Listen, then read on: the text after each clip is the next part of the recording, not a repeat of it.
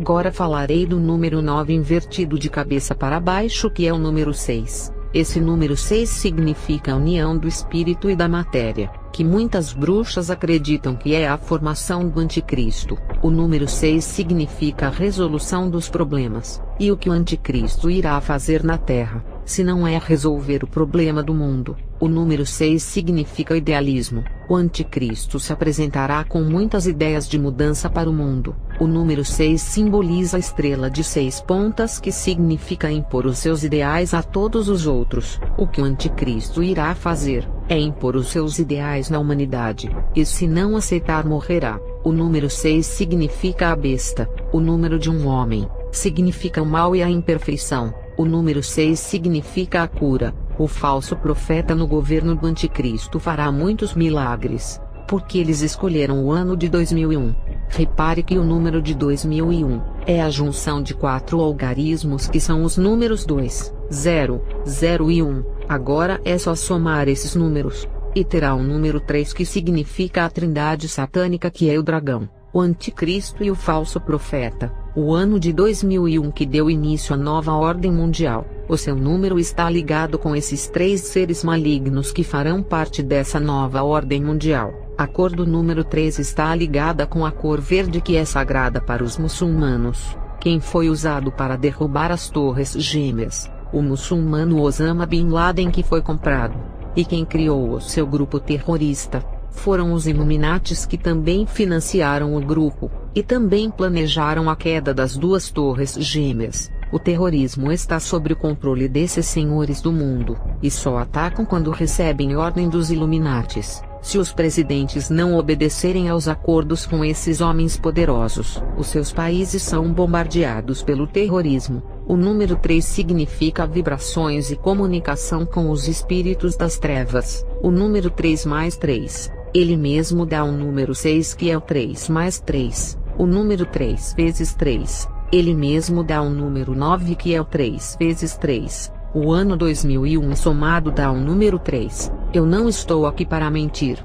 Estou expondo a podridão do ocultismo. O ator Domingos Montanher morreu em um ritual de sacrifício, não envolvendo o elemento fogo igual às Torres Gêmeas. O dele envolveu o elemento água. Existem 4 tipos de sacrifícios: aquele que o fogo queima e as suas almas são oferecidas aos espíritos do fogo, os que morrem na terra ao serem assassinados, e o seu sangue escorre pela terra, eles são oferecidos aos espíritos da terra, mesmo que não seja em sacrifício. Ao matar alguém e o seu corpo cair na terra, automaticamente sem querer fez um ritual de sacrifício aos demônios do elemento terra. Quem morre pelas tempestades são oferecidos aos espíritos do elemento ar, e quem morre afogado é oferecido aos espíritos das águas. Falando dos espíritos das águas, quem assistiu à Pequena Sereia percebeu que ela mora debaixo da água, e também é filha do seu pai, que é o rei. Debaixo das águas existe o reino da Pequena Sereia Ariel. A Disney satânica acabou de revelar para vocês que existe um reino das trevas no fundo do mar, e eu digo que existe abaixo da terra do mar, e eles, para chegarem à terra, passam pelas águas marinhas e controlam elas. Ofereceu um ritual no mar, vai sair um demônio das trevas que fica debaixo das terras dos mares e vai receber o ritual. Eu já tive visões desses demônios mergulhando no fundo do mar, naquela parte escura das águas, onde tem peixes estranhos de luz para iluminarem a escuridão das águas. Essa parte do mar se chama abissal, que derivou da palavra abismo pela sua profundidade. Ali é o limite do mar, e ao atravessar as terras dessa parte do mar, já entra no mundo espiritual das trevas. Domingos Montanher foi oferenda de ritual nas águas do Rio São Francisco, que é o rio mais amaldiçoado do Brasil por ser o que mais recebe rituais, por isso é o rio que mais mata. Ele foi oferecido pelos espíritos das águas, que são vários. É um reino que existe no fundo dos rios, dos grandes lagos e dos mares, que são os maiores reinos marinhos. Domingos Montanher morreu dia 17 de setembro de 2016.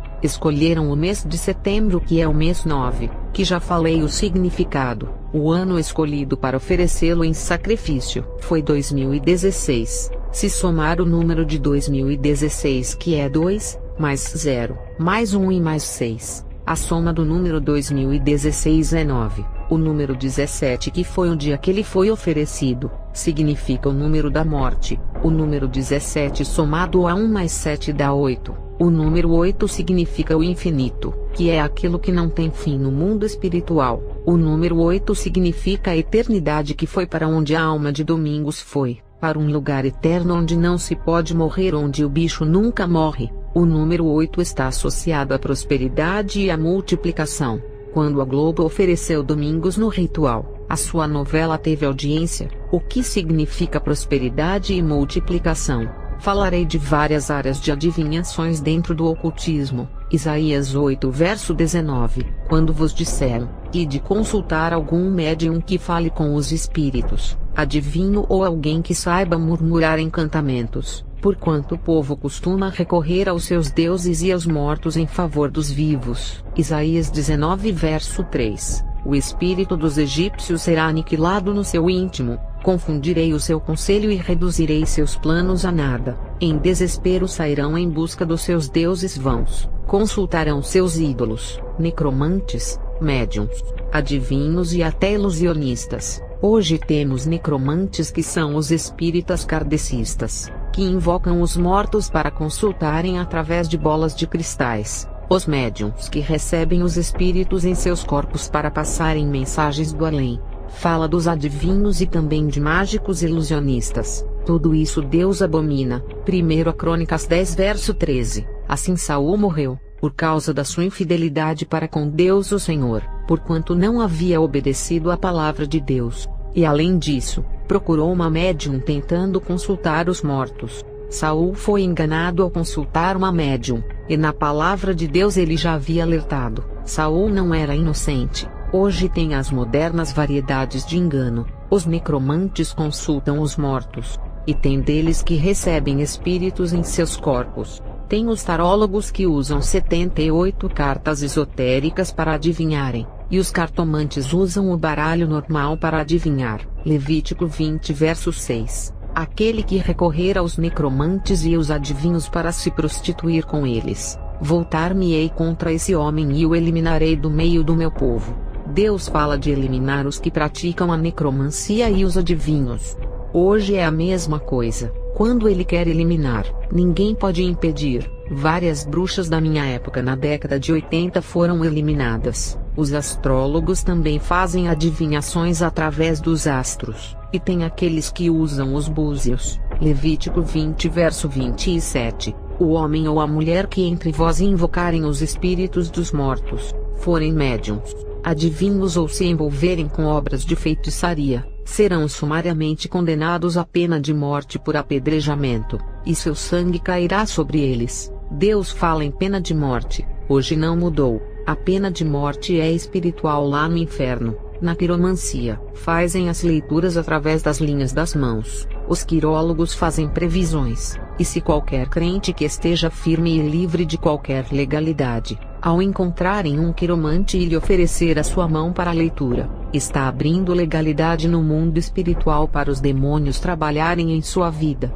Quando se dá a mão para a leitura, significa que acredita no diabo e crê em suas previsões, e tudo é pela fé. Se crer que as trevas podem fazer previsões sobre a sua vida, ela irá fazer. Se não crer, então não ofereça a sua mão. E tem os numerólogos que usam os números para adivinharem, e somam eles para fazerem previsões, e também verem os valores de cada letra em números para revelarem algo. Levítico 19 verso 31. Não vos voltareis para os que consultam os espíritos dos mortos, nem para os que adivinham o futuro, porquanto eles vos contaminariam. Eu sou o Senhor vosso Deus. E tem os frenólogos que fazem adivinhações através do mapa de um cérebro, e tem os cristalomantes que usam bola de cristal ou espelhos para fazerem adivinhações, e tem os clarividentes que são mais evoluídos para verem as coisas do que os videntes. Todas essas coisas que falei, são meios de adivinhações para enganar as almas. Teve uma mulher que, ao consultar uma taróloga, ela abriu a carta e disse que significava morte. A mulher, desesperada, cometeu suicídio antes do cumprimento da carta. O demônio poderia matar ela por ter dado legalidade ao consultar a taromante. Ela, ao crer nessa taróloga, já deu legalidade ao demônio para matar.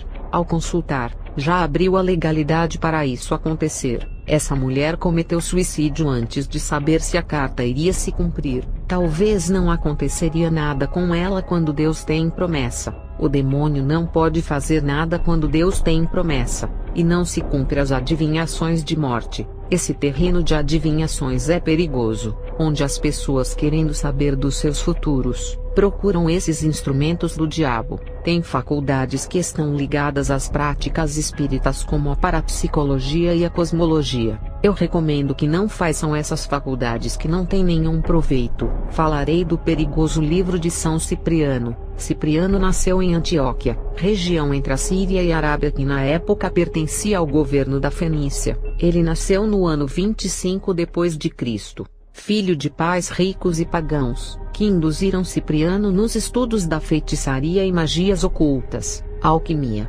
astrologia, adivinhação e várias modalidades da magia. Cipriano viajou ao Egito, Grécia e outros países aperfeiçoando seus conhecimentos, e aos 30 anos de idade, ele chegou na Babilônia para conhecer o ocultismo dos caldeus. E na Babilônia, ele conheceu a bruxa Évora, que ensinava a ele as magias babilônicas, e aprimorava as suas técnicas de premonição. Évora, com a idade avançada, morre, e deixa os seus manuscritos de magia para Cipriano dar continuidade às suas magias. A bruxa disse que os manuscritos foram de grande proveito, e falou que Cipriano seria o seu sucessor. Cipriano, ao receber esses manuscritos, se dedicou arduamente na magia para se tornar um grande bruxo, e logo alcançou um nível alto, e ficou conhecido e temido pelas suas terríveis magias. Por onde ele passava, causava grande temor. Foi quando em Antioquia, a bela e rica donzela Justina foi educada pelos seus pais nas tradições pagãs. Porém, ouvindo as pregações do diácono Pralo, ela se converteu a Cristo, e dedicou a sua vida nas orações, se consagrando a Deus e preservando a sua virgindade. O seu pai Edésio e a sua mãe Cledonia se converteram a Cristo. Um jovem rico e ambicioso pelos seus bens chamado Aglaide se apaixonou por Justina. Os pais da donzela concederam-na por esposa a esse jovem, porém, Justina não aceitou casar-se com Aglaide. O jovem, para se vingar dela, recorreu ao feiticeiro Cipriano para fazer bruxaria para ela abandonar a fé e se entregar ao matrimônio. Cipriano fez magia para despertar a luxúria, ofereceu sacrifícios e várias obras malignas, mas não obteve resultado, porque Justina se defendia com as suas orações. Cipriano, desiludido com os seus feitiços, se revoltou contra o demônio que era o seu auxiliar, e influenciado por um amigo cristão chamado Eusébio, se converteu a Cristo. Cipriano queimou todos os seus manuscritos de feitiçaria e distribuiu os seus bens aos pobres. Cipriano queimou os seus manuscritos. Esse livro, que se chama São Cipriano, não foi ele quem escreveu, e não tem nada a ver com os seus manuscritos que foram queimados. Ele se converteu, não tinha como fazer um livro de bruxaria depois que se converteu. Ele morreu no dia 26 de setembro de 304, e o livro de São Cipriano, a sua primeira edição, foi feita no ano de 1845, ou seja, 1541 anos depois de sua morte. O imperador Diocleciano, ao saber da conversão de Cipriano, o perseguiu e capturou ele e a Justina, e forçou eles a negarem a fé, chicoteando Justina, e Cipriano foi chicoteado com pentes de ferro. Os dois não cederam, e estavam dispostos a morrerem por Cristo. Irritado, o imperador lançou Cipriano e Justina numa caldeira fervente de banha e cera. Dentro da caldeira fervente, a unção transbordou em seus corpos. Eles não derretiam, e seus rostos não transpareciam nenhum sofrimento.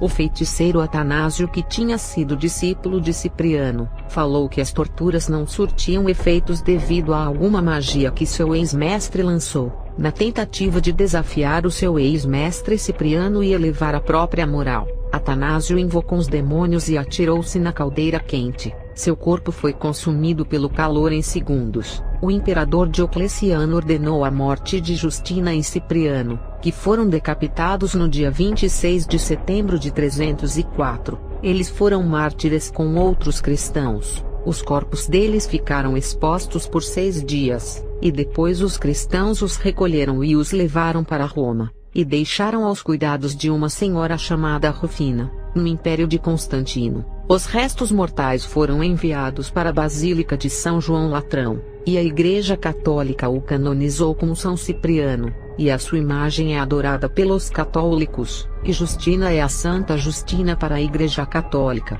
O livro de São Cipriano foi escrito por outra pessoa de nível muito alto na magia. Essa pessoa nunca se revelou, e disse que alguns feitiços que viu São Cipriano fazer foram passados para os seus discípulos até chegarem nela. Por isso os créditos do livro foram dados a São Cipriano. Enfim, independente dos feitiços que ele praticou, ele se converteu e está no céu, e não tem culpa se alguém está usando o livro que carrega o seu nome para fazer magia. O livro é para bruxos e bruxas, mas é vendido na internet para qualquer pessoa que não tem noção do que é magia negra. Pessoas que nunca praticaram magias e somente leram o livro se alimentando desse alimento infernal. Eu já orei por várias pessoas que apenas leram esse livro e não praticaram os rituais que ali estão.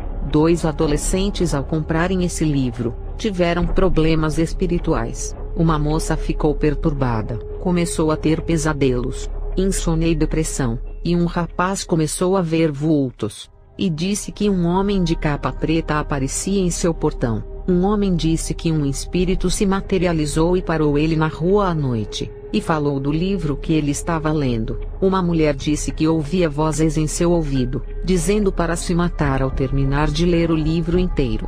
Houve um caso de um idoso, que ao praticar um ritual desse livro sem nunca ter praticado magia em sua vida, ele amanheceu morto, teve parada respiratória e amanheceu roxo parecendo que alguém o enforcou. Um crente apologeta estudou esse livro para pregar contra as heresias que estão nele, e como não estava revestido espiritualmente, ele foi provado e se desviou. E teve uma mulher quase idosa que disse que leu e não aconteceu nada com ela. Não é com todos que manifestações espirituais acontecem, mas a vida dela está cheia de demônios. Quando se lê um livro desse, abre legalidade. É igual quando lemos a Bíblia, ficamos alimentados espiritualmente. Assim como a Bíblia é um livro poderoso e influencia quem a lê, esse livro tem poderes das trevas que irá influenciar a vida de quem lê.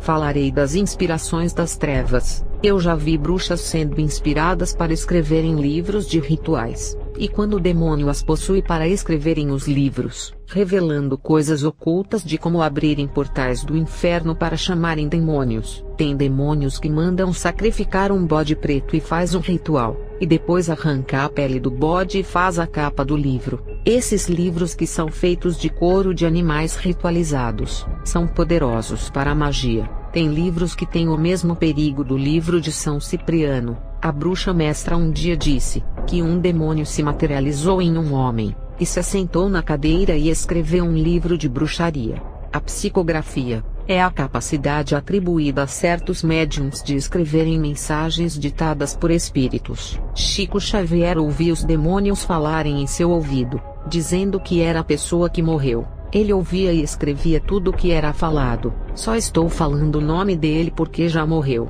e não tem como se escandalizar, até porque o que eu disser sobre ele não será nada se comparado com a dor que ele está sofrendo. Conheci uma bruxa em que o demônio de 5 centímetros entrava na cabeça dela e revelava coisas do mundo espiritual. Eu conheci outra bruxa que, quando foi escrever um livro, um demônio segurava a mão dela e controlava sua caneta escrevendo o livro usando a mão da bruxa. E no meio gospel também acontece isso. Tem muitas inspirações malignas quando alguém vai escrever uma música. O demônio toma a mente e coloca aquelas letras malignas camufladas de luz que ninguém consegue perceber. Tem muitos louvores que o cantor revela a ambição que está em seu coração.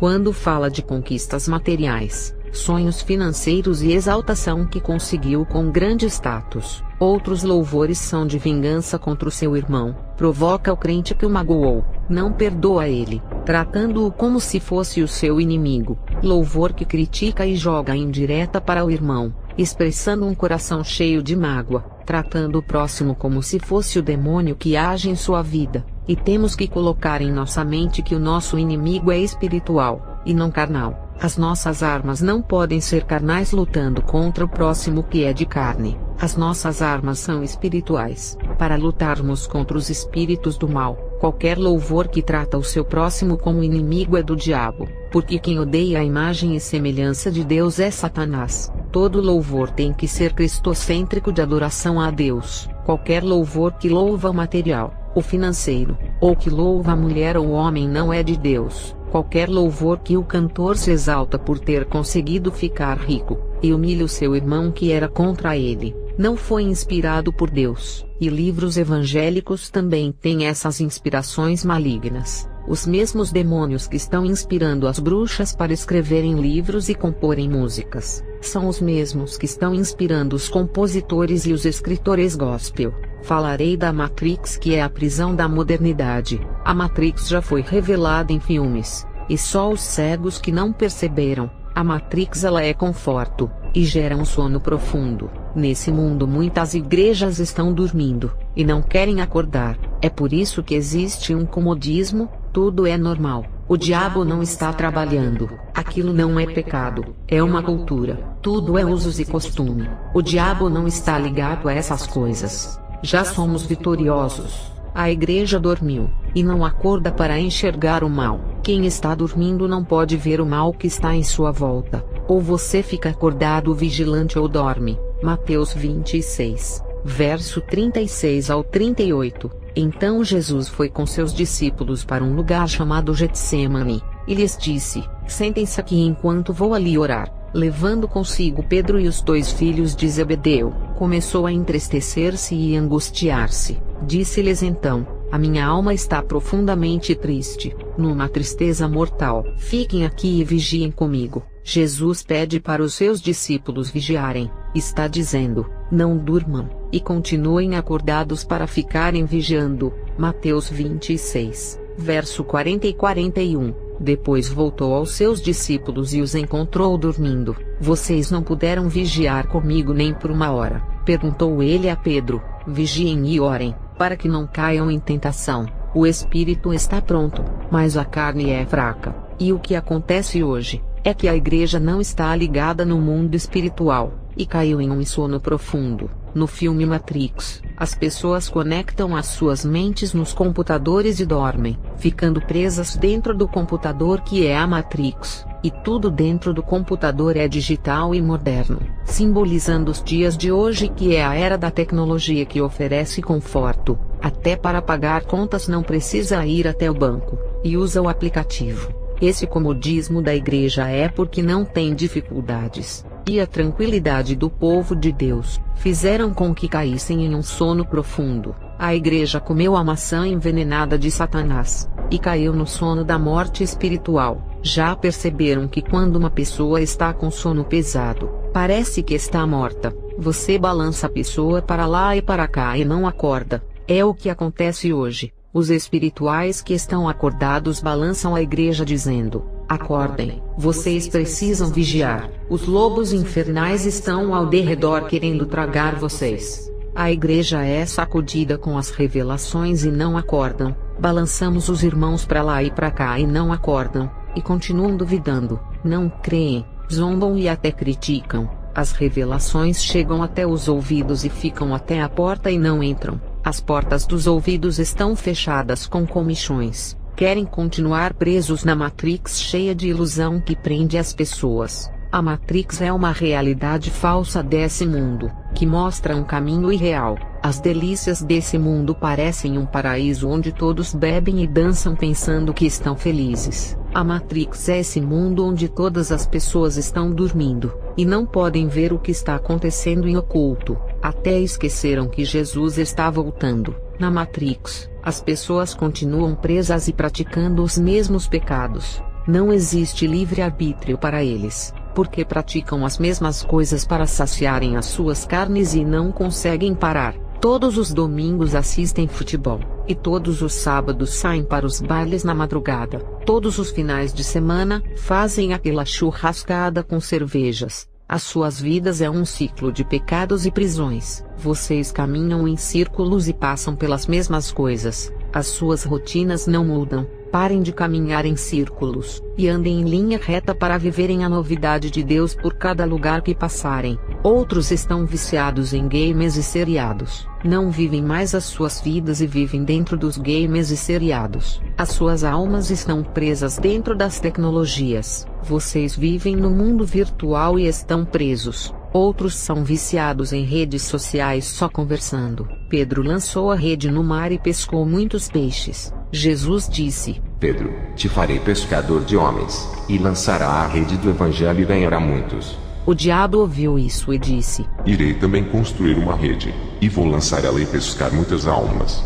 O diabo fez uma rede também chamada de rede social. Esses robôs que se chamam celular, tablet, computador, televisão e notebooks estão controlando as pessoas. Os homens criaram esses robôs para eles controlarem, e aconteceu ao contrário. As criações tecnológicas é que estão controlando seus criadores. Satanás inspirou os seus agentes para fazerem os filmes Exterminador do Futuro e Transformers. Nesses filmes as máquinas dominam a Terra, exterminam a humanidade e destroem o planeta. A tecnologia na parte financeira ajudou muito, e abriu espaço para postar testemunhos iguais aos meus. Mas espiritualmente, a tecnologia vem destruindo a vida espiritual de muitos, prendendo, viciando e contaminando com a imoralidade. Os robôs que matam nesses filmes, significa que a tecnologia vem matando muitos espiritualmente. A destruição que os robôs fazem na Terra, significa que está destruindo uma cultura de bons costumes para colocar a cultura do cinema, a cultura maçônica, a cultura da nova era e todos os tipos de costumes satânicos. As mídias estão nas mãos dos satanistas bilionários e trilionários para mudarem o comportamento das pessoas. A igreja tem que acordar. Falarei do exibicionismo dos crentes nas redes sociais. Tem crentes que gostam de fazer provocações a outros irmãos nas redes sociais, porque gostam de contendas. Mulheres crentes que gostam de postar fotos no Facebook e escrevem a sua vida toda nas redes sociais, e até postam os lugares que viajam. Revelam toda a sua vida na rede social falando o que fizeram, e os agentes de Satanás sabem de tudo, e vão usar isso para destruírem os seus casamentos. Mulheres que falam que são solteiras e moram em tal lugar. Todas essas informações são essenciais para o inimigo lhe encontrar. Mulheres que se orgulham em dizer que são casadas, e postam as fotos dos seus esposos no Facebook, e as pombas giras estão de olho para roubarem aquilo que Deus lhe deu, e destruírem o seu casamento. Crentes que postam fotos nas redes sociais de casas grandes, carros do ano e de lindos apartamentos despertam muitas invejas. Tem muitos bruxos nas redes sociais que não conhecem a pessoa, mas através de um perfil do Facebook, podem destruir uma vida ou matá-la por sentir inveja. Mulheres crentes que postam fotos exibindo seus corpos com roupas apertadas no Instagram, fazendo muitos homens sentirem desejos e pecarem vendo as suas fotos. Vocês serão julgadas por cada foto que postaram nas redes sociais. Alguns crentes não concordam quando eu falo das redes sociais, porque usam elas para se promoverem. Antigamente, as mulheres para postarem as suas fotos nuas posavam para Playboy, eram as coelhinhas e recebiam por mostrarem o corpo. Nada era de graça. Hoje, o Facebook assumiu o lugar das revistas Playboy e até de vídeos eróticos que só viam em filmes. No Facebook, as mulheres postam suas fotos mostrando o corpo igual ao da revista Playboy. O Facebook não paga pelas postagens não, tudo que fazem lá é de graça. É uma rede que se um feiticeiro pegar uma foto de alguém, consegue destruir e até matar a pessoa. E tem os psicopatas que pegam o endereço de uma mulher, e conseguem localizar para fazer maldades. E os golpistas que tentam extorquir dinheiro das pessoas, e as masturbações dos adolescentes e dos jovens solteiros ao verem mulheres mostrando seus corpos nas redes sociais. Nem precisam assistir filmes pornográficos porque estão nas redes sociais. As redes sociais contribuem mais para o mal do que para o bem. O Facebook está pior do que a televisão, mas hoje as televisões smarts estão ligadas com a internet e com o Facebook. O inimigo conseguiu unir as duas armas de destruição em uma só, porque a televisão estava perdendo audiência para a internet. O diabo uniu os dois em um só. O meu filho me mostrou irmãs da igreja postando fotos e se exibindo no Facebook com roupas apertadas e fazendo poses de modelo, outras tirando fotos dos seios com decotes e outras cruzando as pernas,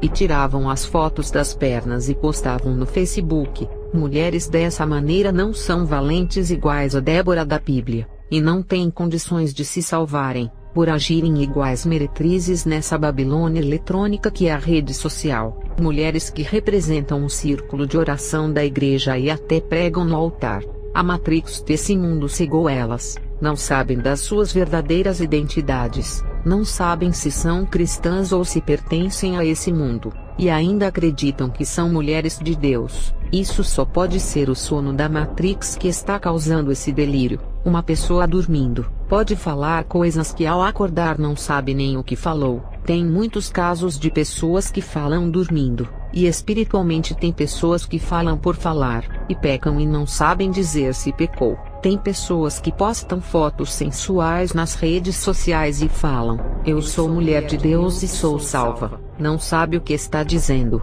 Lucas 23 verso 34. Jesus disse: Pai, perdoa-lhes, pois não sabem o que estão fazendo. Pessoas que praticam o pecado e falam que são de Deus, estão falando dormindo espiritualmente, estão em um sono profundo e precisam se despertar, porque o tempo está passando. Quando o relógio despertar à meia-noite, não adianta a noiva acordar e correr para se arrumar, vestindo a roupa de noiva para cobrir a sua nudez. Já era para estar vestida de noiva esperando o dia das bodas e acordada, e vigilante para não precisar se arrumar para o encontro. A minha família acordou do sono, a minha filha se converteu no mesmo ano do meu filho, a minha filha sonhou com dois caminhos, um escuro e o outro iluminado com uma luz forte, e uma voz disse: escolha um desses caminhos. A minha filha acordou e falou do seu sonho, e entregou a sua vida a Jesus, e até hoje é um exemplo de mulher de Deus. O meu filho se converteu no mesmo ano. Um vaso falou comigo que Deus iria trazer ele de volta para o caminho de Jesus. O meu filho era desviado, e Deus usou outro vaso e reafirmou as promessas e disse: aguarde que irei trazer ele de volta. Seu filho não é para a perdição.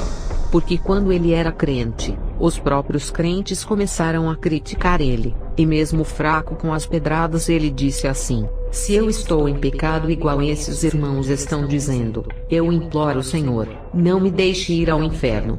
Depois ele saiu da igreja e esqueceu desse pedido, mas Deus não esqueceu e anotou essas palavras, e ali determinou a sua salvação. Deus não esqueceu das promessas dos seus filhos e irmãs. Vocês que oram para os seus filhos se libertarem, Deus irá cumprir o que disse. O meu filho, depois de Deus ter usado um vaso, visitou uma igreja, e nesse dia se reconciliou e está firme até hoje. Nessa primeira igreja onde se reconciliou, ele ficou congregando, e quase se desviou no começo da sua reconciliação. O motivo foram as moças do grupo que assediaram ele. Na igreja tinha muito joio, e quando alguém é ungido passará por provações e perseguições lá dentro. A luz não combina com as trevas. O meu filho teve que sair de lá e procurar outra igreja para congregar.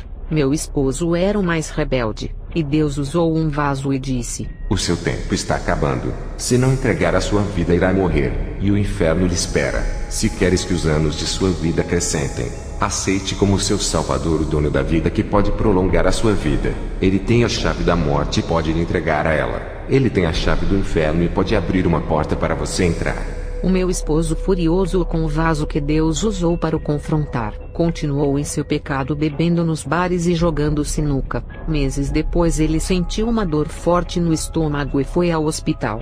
Ele fez os exames, e o médico disse que ele estava com um câncer no estômago e que já tinha evoluído, e se não fizesse uma quimioterapia ou outro procedimento para matar o câncer, ele iria morrer. O doutor disse que ele teria que esperar uma vaga para fazer esse tratamento, porque tinha muitas pessoas na frente dele para fazerem o tratamento, e o doutor foi sincero. Ele disse que poderia não dar tempo por causa da demora. O meu esposo, assustado, perguntou para mim: o que fazer? Eu disse a ele: o senhor foi avisado, a morte ou a vida, e preferiu escolher a morte. O meu esposo, com muito temor, disse: eu não quero morrer. Eu disse: se não quisesse morrer, teria aceitado a vida. Infelizmente continuou indo para os bares aceitando a morte. E o meu esposo disse: eu quero a vida, não quero morrer. Eu aceito o seu Jesus. Ele me venceu e ganhou a minha alma. Vou servir a ele de verdade, não apenas da boca para fora. E o meu esposo começou a ir comigo para a igreja e resolveu fazer de novo a tomografia. E fez os exames particular para sair os resultados mais rápido. E nos exames, deram que não havia nenhum câncer. O meu esposo foi curado. O próprio Deus permitiu aquele câncer para dizer que não estava brincando, quando mandou ele escolher entre a vida ou a morte. E como ele voltou atrás e se converteu, Deus tirou o câncer que iria levá-lo à morte. Eles se despertaram e saíram do sono espiritual desse mundo. Falarei de como vencer dentro do seio familiar. Não fique falando a vida de pecado para as pessoas que nem são cristãs.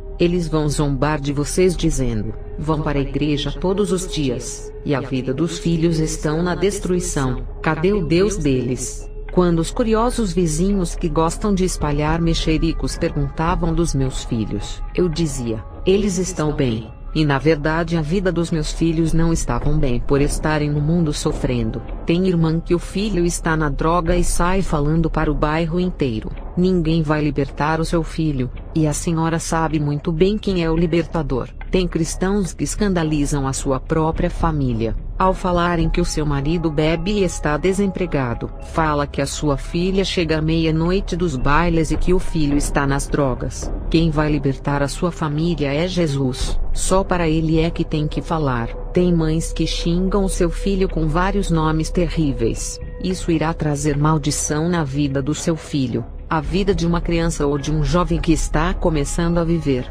Eles não têm entendimento do mundo espiritual e não são revestidos com as armaduras de Deus. E toda a palavra de maldição que os pais lançam na vida dos filhos acabam acertando. E os estados de suas vidas ficam piores, a não ser que os seus filhos estejam revestidos das armaduras de Deus. Mas é difícil uma criança ou um jovem serem revestidos das armaduras de Deus, pelas suas poucas idades. Eles não têm nem conhecimento de vida. Como vai ter da vida espiritual? São poucos os que têm esse revestimento. A criança ou adolescente tem que ser escolhido mesmo, e buscar a Deus todos os dias. Os pais não podem xingar os seus filhos, porque são palavras de maldição, e nem a esposa xingar o marido e nem o marido xingar a sua esposa. Teve um irmão que se desviou e voltou a beber. A sua esposa continuou firme, mas xingava ele e orava depois. Um dia ela chegou a mim e disse o porquê o esposo dela continuava com o coração duro e não voltava para a igreja. Eu disse que eram as palavras de maldição que ela lançava sobre ele. Ela orava e quebrava as maldições, mas depois ela mesma lançava essas palavras e orava e quebrava, e depois lançava de novo, e ficava aquele círculo de maldição que quebrava e retornava. E era sempre isso. Não se ganha uma alma jogando com as mesmas armas dela. Se o ímpio quer discutir, brigar e xingar, e o crente aceita essa guerra da carne se rebaixando ao nível, e começa a xingar e a discutir, nunca irá vencer. As armas do crente têm que ser espirituais, não usar as armas da carne que o mundo usa. Um dia eu vi dois irmãos discutindo, um pentecostal e um tradicional, e um rebaixava a doutrina do outro e zombavam da crença um do outro. E sabe quem ganhou o debate? Ninguém. Os dois perderam. Mas existe um ganhador desse meio, o demônio da crítica que fica do lado dos irmãos vendo a discussão, e ainda batendo palmas. Eu, quando era uma bruxa, o demônio me disse que ria e zombava da cara desses irmãos que entram em porfias. Falarei de como derrotar os seus perseguidores carnais com as armas espirituais. Um irmão apareceu no portão, e queria me confrontar com palavras. Um calvinista que me desafiou para um debate. Ele não gostava de mim e sempre falava mal de mim. E nesse dia, ao chegar no meu portão, eu olhei para a cara dele e disse: eu não o quero derrotar, mas o demônio que está na sua vida, em uma semana ele cai. Vou derrubar ele com as minhas orações e jejuns. Ele não irá mais controlar a sua boca para debate e disputa. Esse vício que a sua boca tem, irá ser liberto. Fiz uma semana de oração e jejum, 12 horas de jejuns.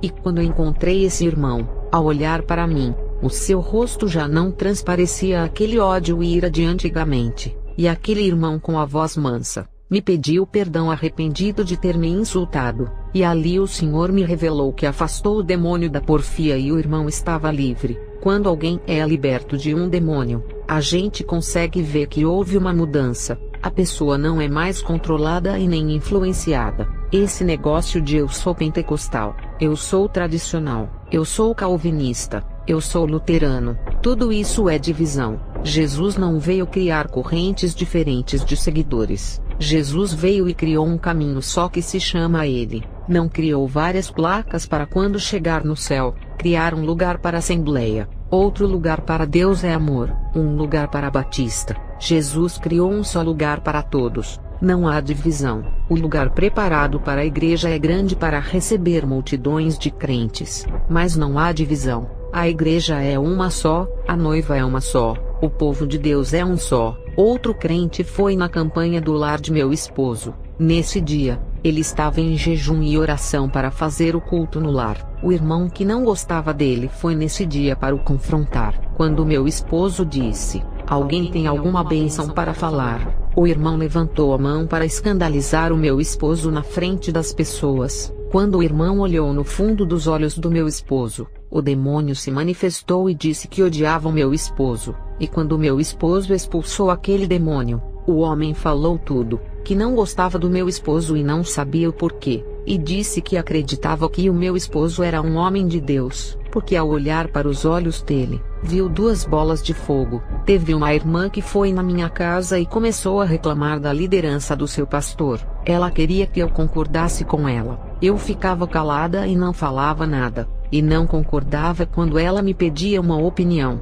Não quis alimentar o seu ego e não dar créditos ao demônio da porfia que estava ali. A irmã estava dando crédito, mas eu não quis dar para não fortalecer a força desse demônio. Eu disse para a irmã: "Tenha misericórdia do seu pastor que sofre para apacentar aquele rebanho rebelde. Ele está sobrecarregado, irmã. Não critique se ele está errando em não conseguir ter uma boa liderança. A irmã quer ver ele liderando a igreja sem cometer erros. Então ore para Deus dar forças a ele."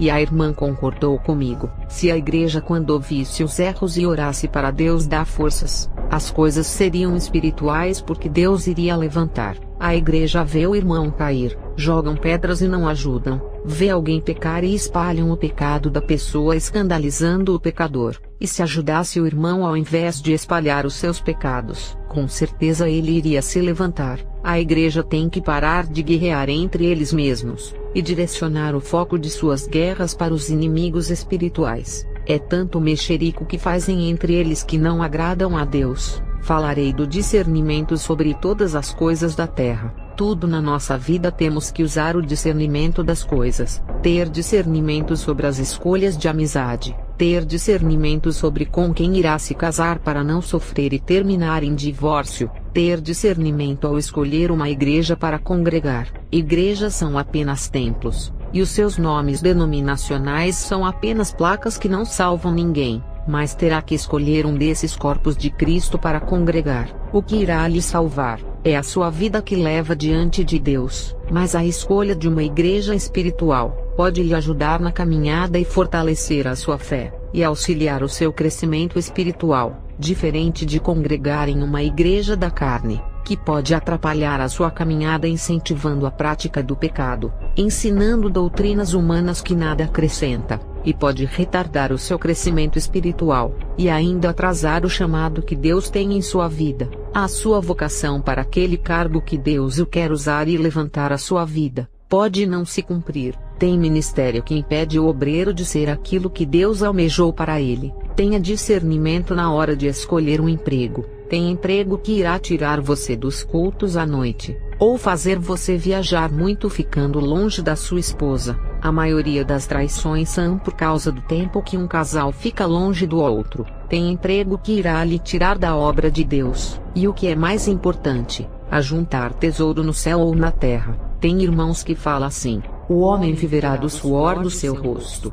Mas também, não só de pão viverá o homem, mas da palavra que sai da boca de Deus. Eu confirmo que o homem deve trabalhar, mas acredito também que se Deus quer os seus servos trabalhando para Ele em sua obra, Ele irá abrir as portas em um horário que não atrapalhe a obra. Deus pode abrir a porta em uma empresa que não manda viajar para lugares longe. Deus coloca em uma empresa que não irá impedir que o missionário faça a obra e viaje.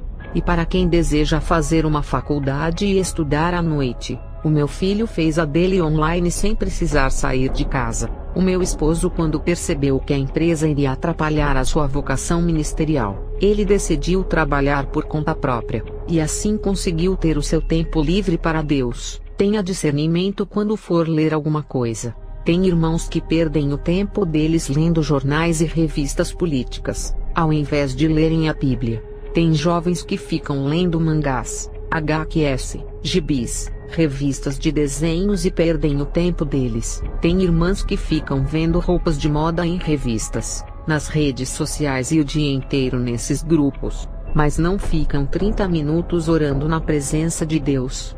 Temos que ter discernimento sobre todas as coisas, e selecionar tudo o que é bom do ruim, sempre escolher tudo o que for útil e agradável, e que irá acrescentar em sua vida. Tem pessoas que pensam que só existe o discernimento de espírito. Tem discernimento para todos os tipos de coisas na vida, que é selecionar tudo o que é bom para a sua vida. Vou encerrar esse vídeo e continuar no outro.